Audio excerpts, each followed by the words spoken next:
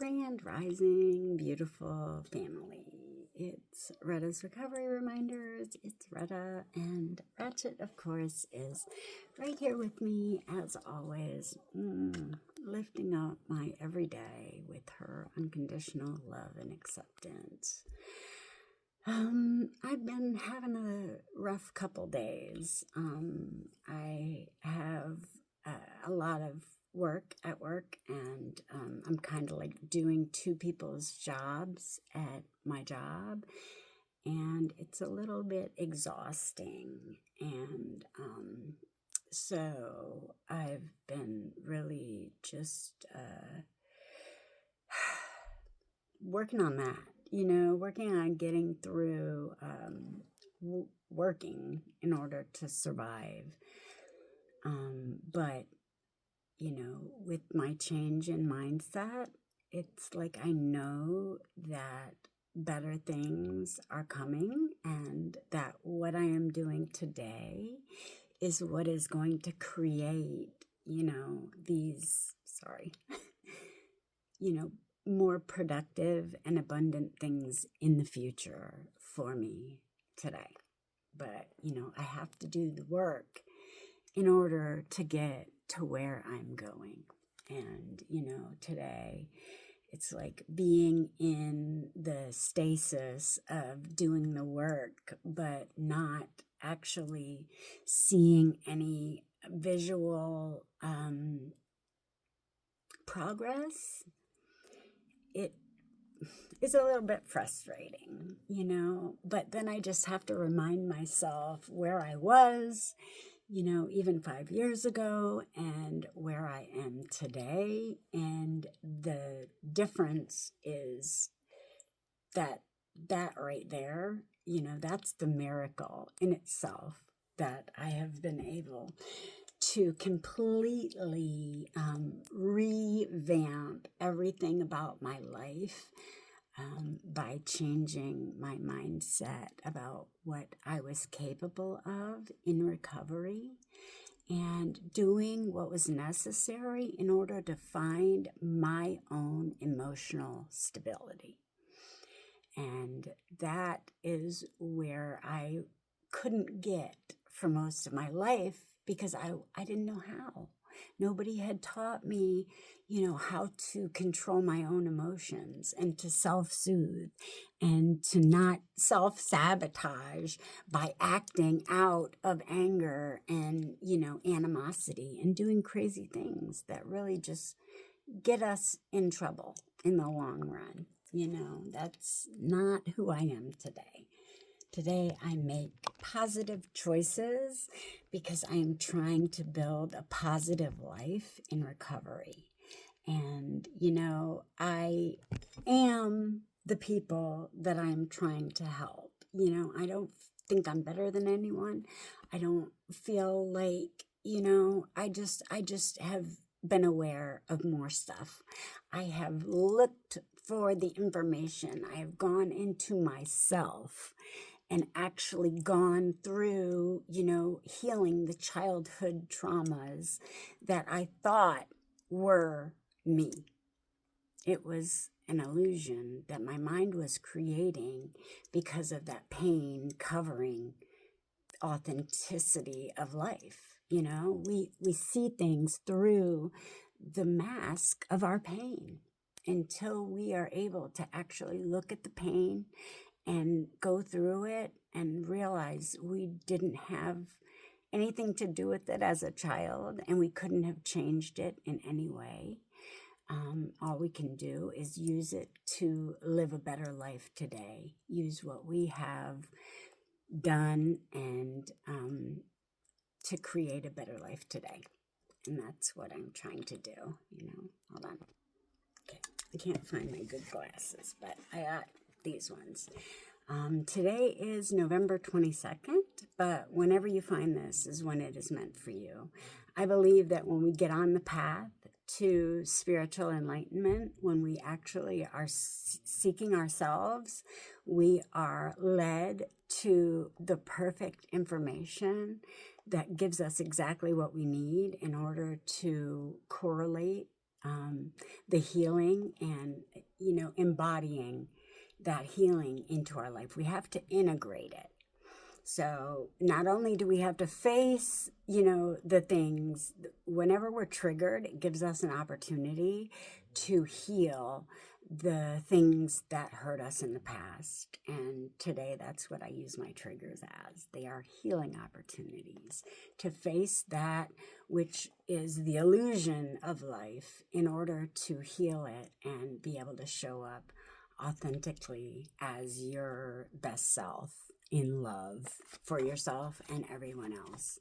Because really, we're all just trying to do the best we can with what we have. If we had the right information to begin with, and we were actually loved properly to begin with, we wouldn't have these issues. But we were born into trauma. That's the original sin, the trauma that we're born into today. But when we know better, we do better. And when we learn that love is not anything outside of ourselves, it's not buying anything for anyone. It is actually caring about how that person feels and doing what you can to make sure that they feel supported and comforted in their emotional and mental growth and well-being. And I think people, us people who weren't given like affection on a silver spoon in childhood, we sometimes tend to go for the crumbs because we don't know what it feels like to have the whole frickin' turkey. And today, I know what it feels like to have the whole frickin' turkey because I give it to myself. And I was unaware before. I am fully aware of my every action and how my actions affect other people. And I use that to my benefit today instead of using it against myself. So I use the negative stuff that I have been through in order to help people get to the other side of their negativity. It's all within you. The power to get through it is in you. Nothing can break you. Nothing outside of you has the power to do anything unless you give it the power to. Just know that. My hair keeps standing up. Anyway, okay. Today is the law of gender. Manifestation requires balance of energies. This is like the most important, I think, because we need to be aware of all of them. And when we're aware of all of them and we can put aside all the fairy tales that we thought were real beliefs and go with physics and the truth, which is our actions and our emotions and all of our thoughts are creating the energy that we are living in each and every day. And by changing what we perceive as the world, we can change our lives. And I'm living proof. I hope this helps. Okay. Creation requires both yin and yang. Both masculine and feminine energy is required in equilibrium to create anything.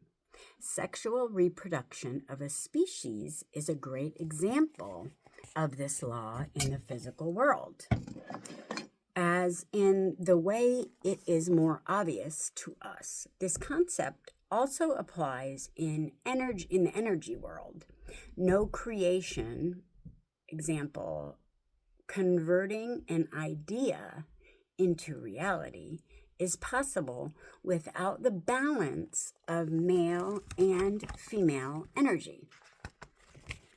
First, we must understand a very important concept. All, including us, have a combination of male and female energies, and we must have a balance. We must balance them to create the things we want. Although we were born with male or female sexual organs, we have both energies within us that have nothing to do with our sex or sexuality. In terms of energy, male energy is creative, practical, and far-sighted, but unbalanced. It can take the form of control, anger, or conflict.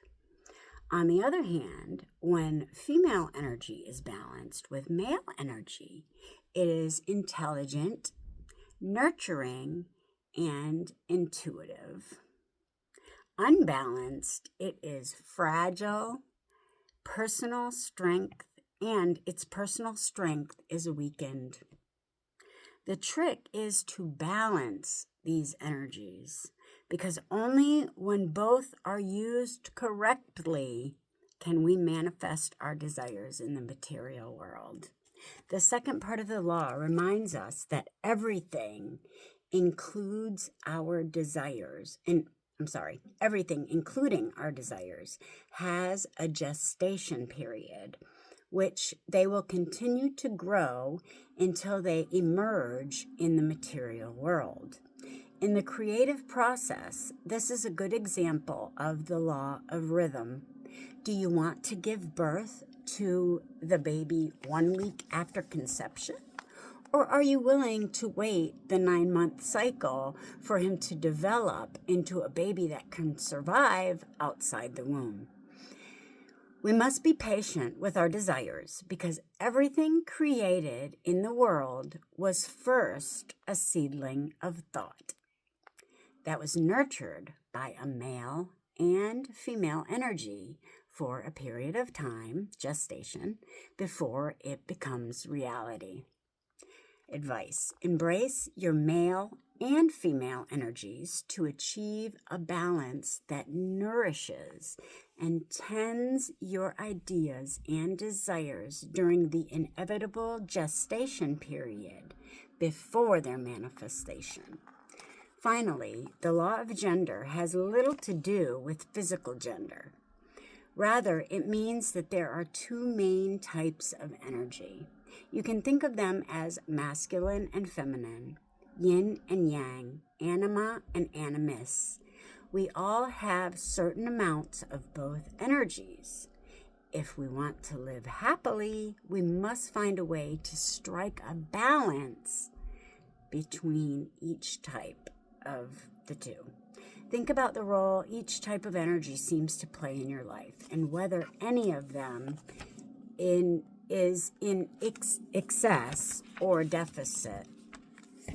The law of gender applies to everything. Everything has a yin and a yang. On the physical level, everyone has a male or female body. But psychologically, everyone is androgynous, with both male and female characteristics. Everyone has a left brain and a right brain. To master this law, you really need to keep your ego in check. And you must be aware of what your ego is. Ego isn't always a bad thing. The ego is what makes us individuals. It is when we start thinking that we are somehow better than others is when our ego gets like out of control and starts to run rampant. That's okay. Let your ego deal with your physical being, but do not let it dominate your emotional being. By mastering this law, you can create a better balance between your male and female attributes. And everything in your life, professionally and personally, will flow much easier. Okay, and there's a conclusion here. It says, putting it all together, and there you have it, the 12 universal laws. Before you get overwhelmed incorporating them into your life, more about understanding and conceptualizing them in a meaningful way for you. They don't have to be analyzed. Just understand the concept and keep them in mind to learn how to use them in everyday environments. Now that these laws have been introduced to you, they are likely to appear in your life over and over again. And that's true. When you start to look for the things that you're like seeking to set your soul free, those things are, they're brought to you.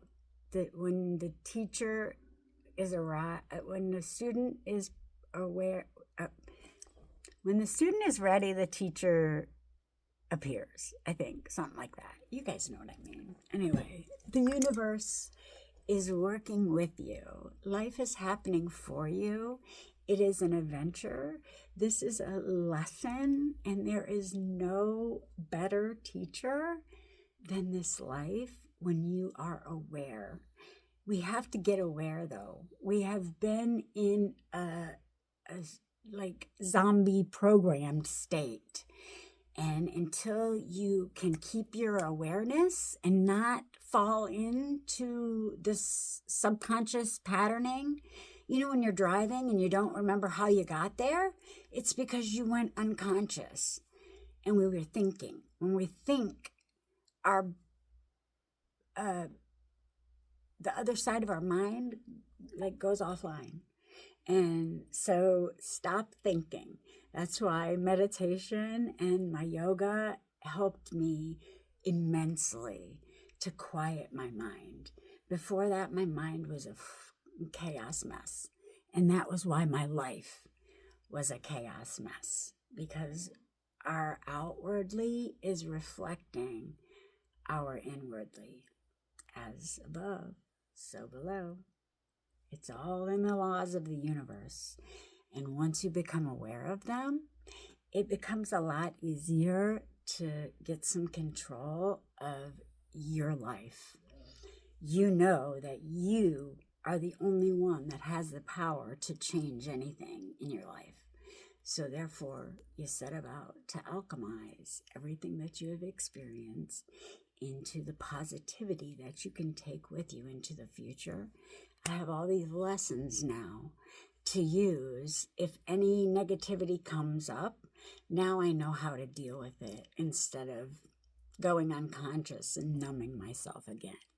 We deal with life on life's terms, and you know, it's not always fun and it's not always a good time, but when you're able to be consciously aware and react or respond instead of react. We respond instead of react. We don't just blurt stuff out. We actually think about the things we say. Are they helpful? Are they true? Are they hurting or helping? And if they're not helping, it's probably best if we keep it to ourselves. I mean, probably shouldn't be having those negative thoughts anyway, because those are what are eating you up inside. As above, so below. When you can get all that negativity out of you through meditation and energy clearing, believe me, it's possible. I'm living proof. I love you guys. I just want everybody to live their best life in happiness and love and in unity. We're all here doing the best we can. Let's do this. New Earth is here. It's within us. I love you. Be a blessing. Peace.